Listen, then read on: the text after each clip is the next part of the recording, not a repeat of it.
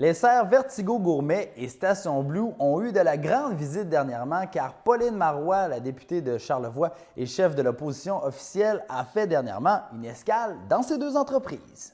Essentiellement de visiter des entreprises de ma circonscription, de mon comté, qui sont des entreprises très innovatrices. Et pour moi, c'est important de les connaître, de pouvoir ensuite les accompagner si jamais ils ont besoin d'aide, puis de pouvoir en faire la promotion. Et d'autre part, c'est de bien connaître aussi ces nouveaux types d'entreprises. Ici, on est dans un centre de bains nordiques avec bain vapeur, avec sauna, mais un concept absolument exceptionnel, hein, avec des bâtiments d'une très belle qualité architecturale et au plan de la beauté, c'est assez remarquable.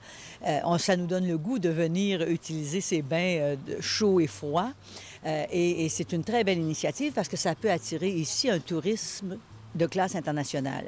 Et compte tenu qu'on a beaucoup d'autres équipements dans le comté de Charlevoix, bien, une fois que le touriste est rendu, il peut aller dans nos restaurants, il peut aller dans nos auberges, puisqu'ici, on ne fait pas restauration, sauf un petit dépannage. Donc, c'est magnifique.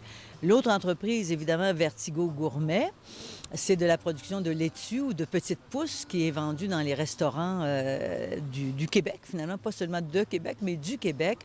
Et là encore, c'est très ingénieux d'avoir pensé faire pousser ces nouveaux types de laitue qui sont très propres, et qui sont d'une fraîcheur exceptionnelle et qui embauchent aussi. Ça, ne l'oublions pas. C'est important. Qui embauche des gens de Saint-Tite. Parce qu'on sait que c'est une municipalité qui est moins favorisée, le taux de chômage est plus élevé. Puis avec de telles entreprises, moi, je crois que c'est un essor que l'on donne à cette municipalité et aux citoyens qui l'habitent. Je suis fier de voir qu'il y a des belles réalisations dans votre comté.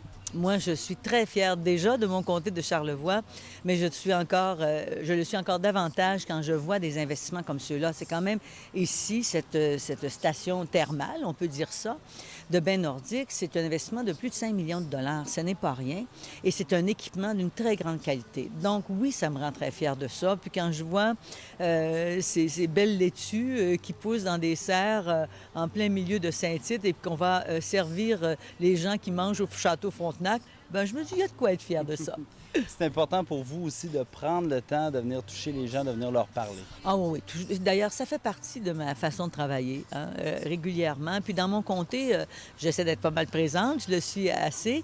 Et j'aime aller à la rencontre des gens. Et plus je connais mon comté, bien, plus je suis à même de le représenter puis de défendre les dossiers quand vient le temps d'intervenir, que ce soit au niveau du transport, que ce soit au niveau de la santé, au niveau de l'industrie, au niveau des commerces. Et aujourd'hui, j'étais au lancement officiel d'un projet qui s'appelle Marguerite numéro 1. C'est un projet de développement immobilier au cœur de Baie-Saint-Paul.